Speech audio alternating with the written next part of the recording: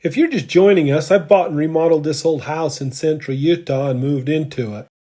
This is my daughter's room, and she turned 20 years old this year. I've always planned on helping her buy a cheap fixer-upper house and remodel it like I did, but home prices in our area have skyrocketed over the past few years, combined with high interest rates and rising inflation, making the dream of home ownership almost impossible for first-time home buyers. So rather than crying about it, we decided to resort to Plan B, a bit of a house hack, you might say.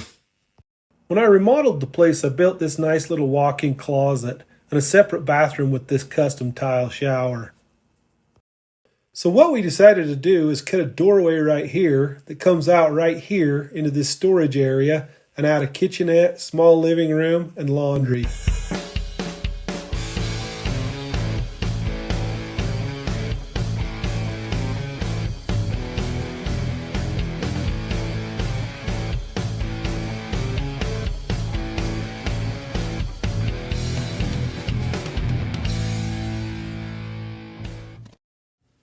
Hi everyone and welcome back.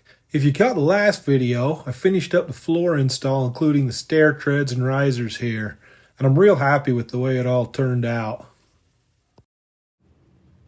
The next thing I want to get into is the baseboard, but I got a little problem here. All these furnishings are piling up and I don't want to keep shifting them while I'm installing. So I installed the baseboards in the bedroom. Kenna got them painted over the weekend, and we put the mattress, box springs, and bench in there to make room. I also got the barn door installed, or reinstalled I should say. It was located on the opposite wall of the bedroom and was the entryway into the main house. I closed it in at the beginning of the reno to keep the dust down. I had to put some screws in my brand new floors for these door guides. But I guess that's better than having them flopping around, right? This was actually a solid core office door that I repurposed. It's the same 6-panel design as the rest of the house. So I found this handy dandy little pull that fits in the doorknob hole and serves as a handle. The hardware kit originally came with these little stoppers that screw to the top of the door and keep it from coming off the track. They never worked quite right, and I was always worried about it coming off. So I found these other ones here at the local hardware store, and the door works better than ever. The door I used is 36 inches wide, and the opening is only 30 inches. I set it up so that when the door is fully closed, it centers up in the opening from the outside. We finally had a nice sunshiny, is that a word, sunshiny? I don't know. Day outside where the temperature was warm enough to paint. So I painted the 2 interior doors, the barn door I just showed you, and put a coat on the baseboard, which makes that process a bit easier. I'll show you a little later in the video. Next up, I want to get this closet door hung. I removed the hinges to make it easier to paint. That way I don't have to mask them off. The downside to that is you have to be extra careful putting these little screws back in so they don't strip out in the wood.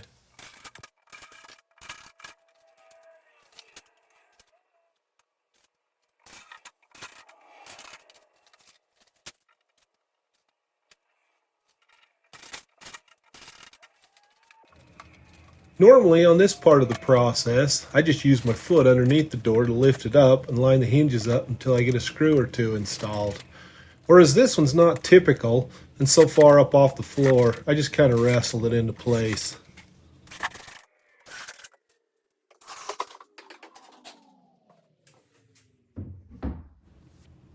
I got this other closet door rehung and the baseboards in the laundry room here installed, and Kenna got one coat of paint on them over the weekend.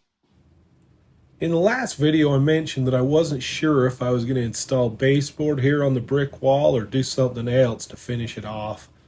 I decided to do the base, but the girls threw a wrench in my plans again and want me to build a little bench/coat hanger like this one I built for our place back when I last remodeled it.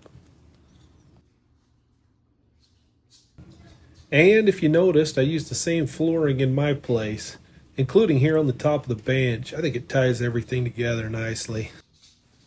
I think it'd really add to the place and make for a nice spot to kick your shoes off and hang your coat. But I think I'll go ahead and get the place finished up, get Kenna moved in, and build that down the road a bit. That would make for a good future video, right? And I'll quit rambling here so we can get into the remaining baseboard install so we can cross that off the list. We're getting close. This is the style that we chose. It comes pre-primed, and as I mentioned earlier, we pre-painted it with the sprayer on a nice sunshiny day outside.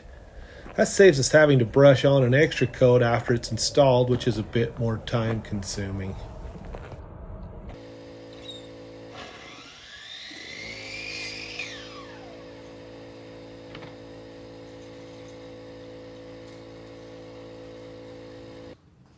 This first piece was pretty straightforward. I used 2-inch brad nails to install it, and with the shiplap on this wall, it wasn't really critical to find the studs for solid nailing.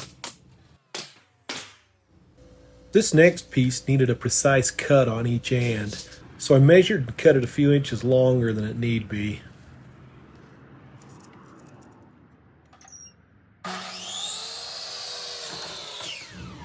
Rather than miter the inside corners, I like to cope them. Every carpenter seems to have an opinion on this. I just like the way the cope joint fits together better. The first thing I do is turn it upside down and cut it on a 45-degree angle.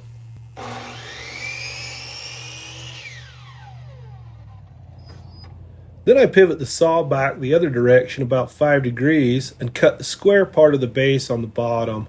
This just saves a bit of handwork with the coping saw.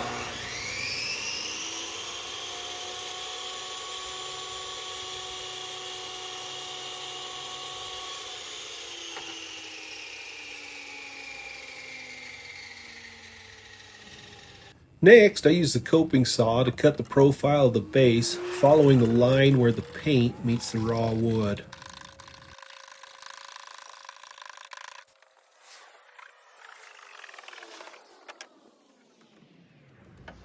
And it fits together like so, but I can't nail it yet. I still need to cut this other end here. After marking the short part of the 45-degree angle, I went ahead and cut all the small pieces on the end of the short wall here, then nailed it all together.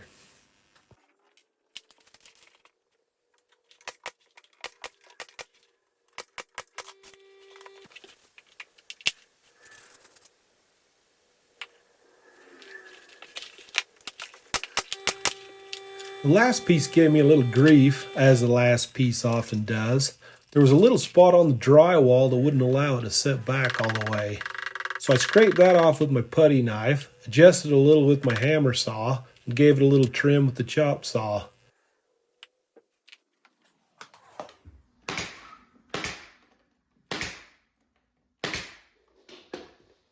Then I brought in my son Drew here to fix all my mistakes with caulk and putty. While he's doing that, I'm going to figure out how to attach the baseboard to this brick wall here. I decided to glue the back of it with construction adhesive first, then stick it to the wall. Next, I pre-drilled a hole in the base to countersink a concrete anchor screw and used a concrete bit on my hammer drill to drill the recommended size hole into the block. I inserted the concrete screw, which worked great, and repeated the process on the other end. I figured the 2 screws would hold it until the adhesive dried. Also, I didn't install any in the middle, so I could remove that section down the road when I installed the bench/coat hanger I showed you earlier.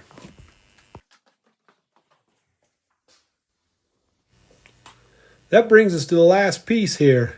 After installing that, I used some spackling to fill the holes. Drew finished up the putty and caulking, and Kenna snuck in here on the night shift to finish painting the baseboards.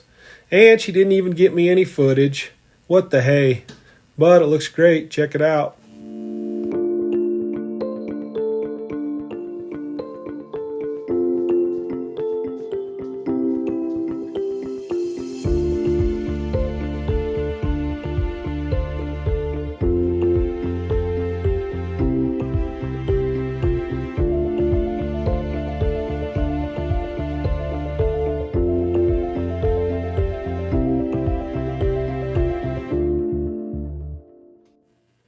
At that point, I decided to get the TV hung on the shiplap wall so I could get that and the entertainment center in place and out of the way.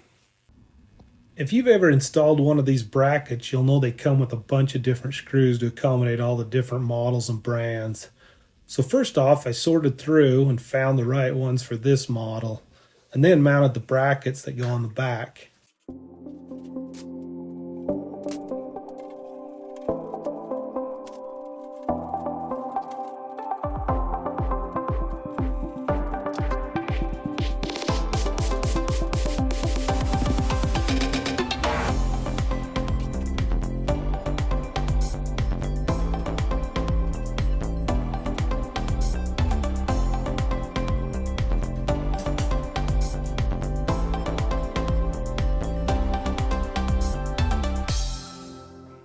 This bracket here bolts to the wall, and the two I just attached to the back are supposed to clip right onto it.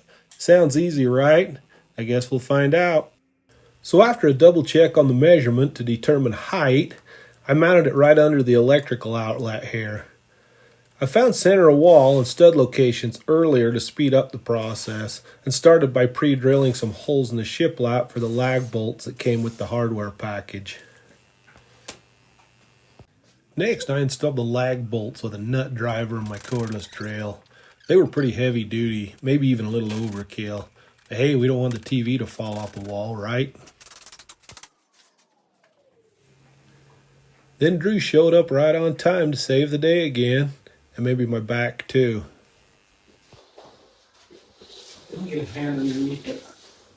Are you good? Can you get your hand underneath it? Let me get it underneath. Okay.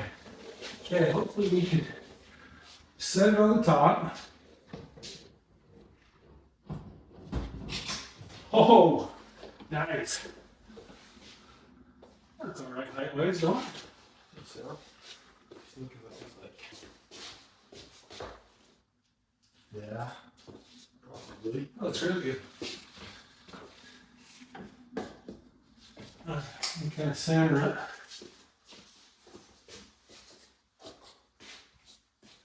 I guess it depends on what the center of it is, huh? Yeah. 7. Left 11. If I go to the opening of the door, it looks like he's going that way to go. Yeah. Good. Try that. Yeah. I'm just gonna plug it in. Yeah. Okay, let's do this so we don't scratch the floor. Let's go straight back.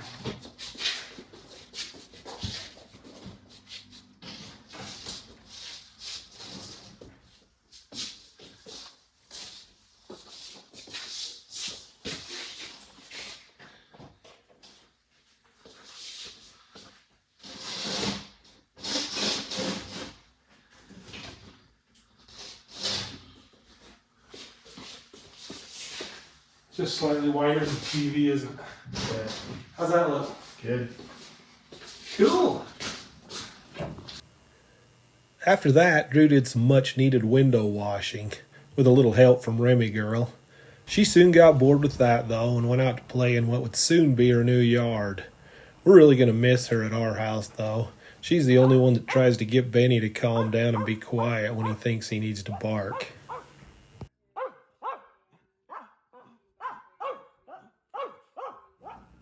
And that's another day in the books, as they say. Check out these nice clean windows. That was definitely overdue. You ready to go home? Let's go. This is what we woke up to the next day. I thought it might be an April Fool's joke, but it wasn't. It's actually kind of pretty through these nice clean windows though, and I love the way it hangs on the trees like that sometimes.